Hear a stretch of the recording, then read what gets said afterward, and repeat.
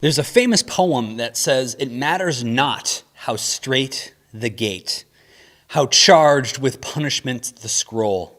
I am the master of my fate. I am the captain of my soul." That is the dumbest thing I have ever read. I mean, let's put this to the test. What did you have planned for April? Do you really feel like you're the master of your fate right now? No. Life probably doesn't look like you think it would at this point of the year. You'd be excited for the golf tournament, getting excited for summer, getting excited for all these fun things, the end of school, but yet life kind of happened a little differently. Life used to be you planned something and almost 100% of the time, whatever you planned, you would pretty much do. Or was it always that way? James is going to talk about that today because James is going to say that any type of plan that doesn't have Jesus at the center is not the kind of plan that we want in our lives. It's actually arrogant to plan things without thinking about God's will for our lives. We are not in control of the universe, and we are not at the center of the universe. So stop seeing things from your perspective and try to think globally. Try to think godly. Instead of your small picture, look at the big picture. Let's read James chapter 4, starting in verse 13 together. It says, "Come now, you who say today or tomorrow we will travel to such and such a city and spend a year there and do business and make a profit. Yet you do not know what tomorrow will bring, what your life will be. For you are like a vapor that appears for a little while and then vanishes. Instead, you should say, if the Lord wills, we will live and do this or that." So notice what it's saying in verses 13 and 14. It's saying, tomorrow we will do this. Like that's our planning. We think that we have plans. We thought that we would have the month of April, but we don't. And I don't even remember March. It was so long ago because it feels like 10 years since this has happened. Life changed in a flash, and guess what? It's continuing to change. We can't say for certainty that anything is going to happen. The problem is not that planning in itself is bad, because you should plan. Planning is a really smart thing to do. The problem is when we put ourselves at the center of our planning, James is going to call us out and call us ignorant. Because what's the whole point of the book of James? The whole point is for God to increase your faith. And really, you're not living by faith if you're just putting everything in your own control. So do you hold on to your plans and your dreams so tightly that if they don't happen, you're devastated or you even blame God? This is the kind of thinking that James is warning against. Before all this happened, you'd probably say that your schedule was unchangeable, immovable. Like there's no way that you have time to do certain things because your schedule is just too busy. But then what happened? A world pandemic happened, and all of a sudden we have time for these things. And all of a sudden our schedules can be changed. And all of a sudden we don't have to be at certain places. So you and the people who are ruling your schedule actually have to admit that the things that they are doing actually weren't as important as they thought. I like how James says it in verse 14. He's like, what is your life? And that's a phrase that I've heard you guys say before, like, what is my life?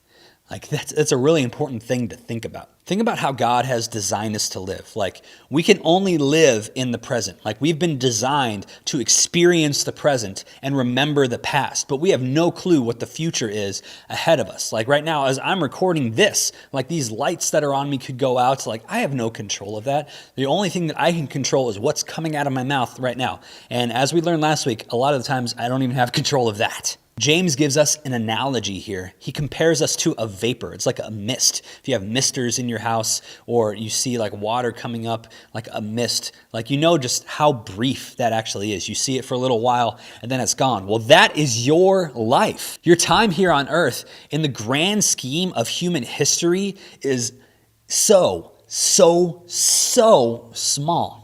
I mean, think about just the last 100 years or so. Do you know the names of your great-grandpa or your great-grandma?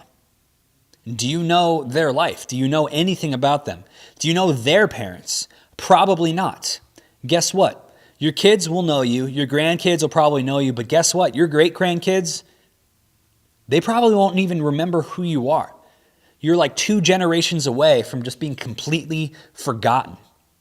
And that's why James is so hard to read sometimes, because it kind of hurts to read that we're not as important as we think we are. I mean, think about world history. Think about history classes that you've been in. You've probably learned about the same people over and over again. But think about the billions and trillions and zillions of people that have ever lived. And yet, every year in history class, you probably learn about maybe 50 people. 50 out of zillions. So a very small percent of people who have lived are actually remembered for what they do. God designed your life to be forgotten.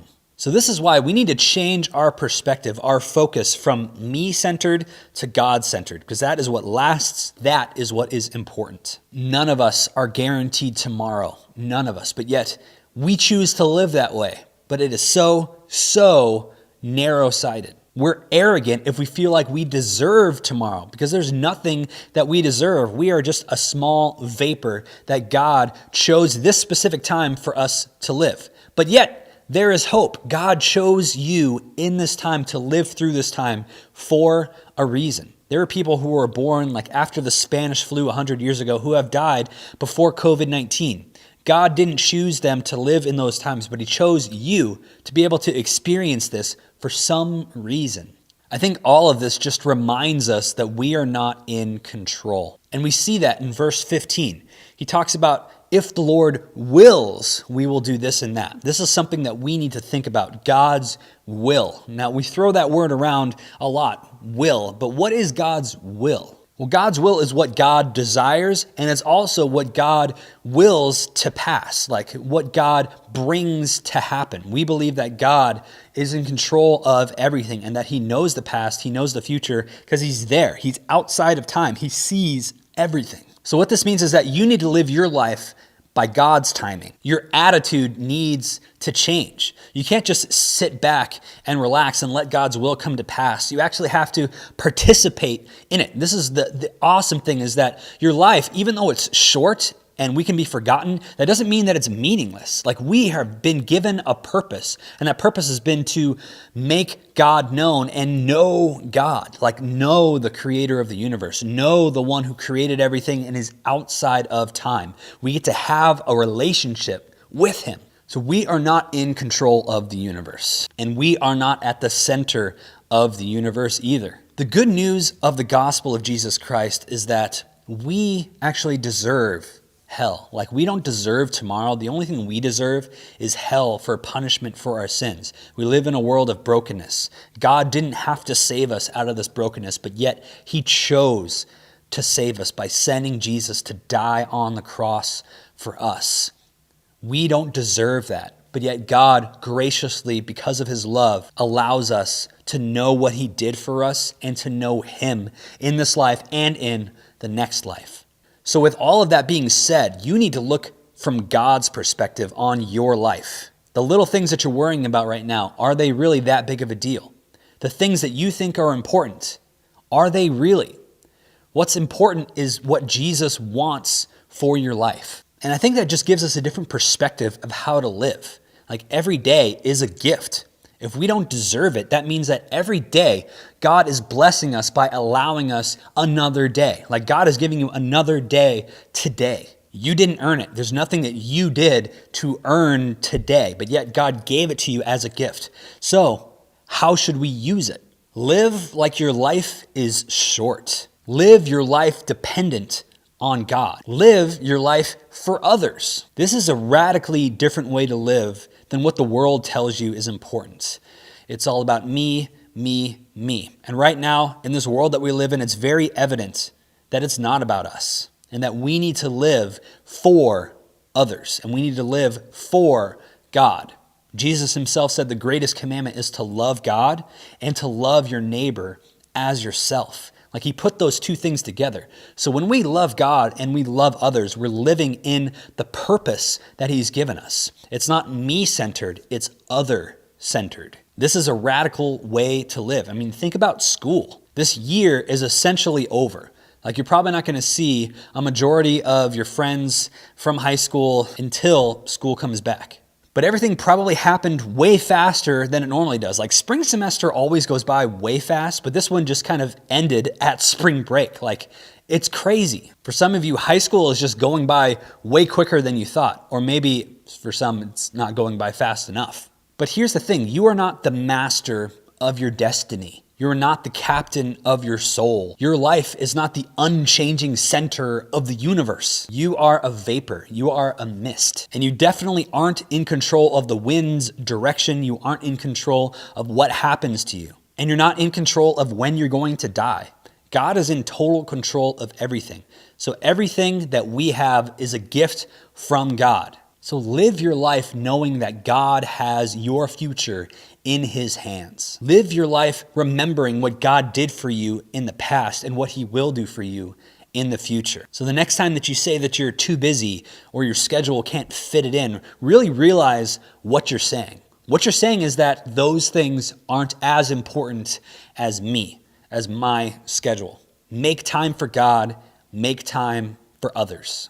We need to look with a God perspective and not a me-centered perspective because his ways are better than our ways. And we need to look from a global perspective too. Don't just think about your city, your town, your state, or even the country that we live in. Think globally. Like this pandemic is happening all around the world. This is the first time in a century where we are all, as people of this earth, united around one thing, that we are all struggling with this. We are all struggling with this virus. We were all feeling the brokenness of the world that we live in. So use this as an opportunity to talk to your friends about this. They know what you're going through because you're going through the same thing that they are. Use this time to make new routines, to make Jesus the center of your life. Like God is essentially allowing you to rewrite your schedule, to rewrite your routines. So take this time to really, truly put Jesus at the center.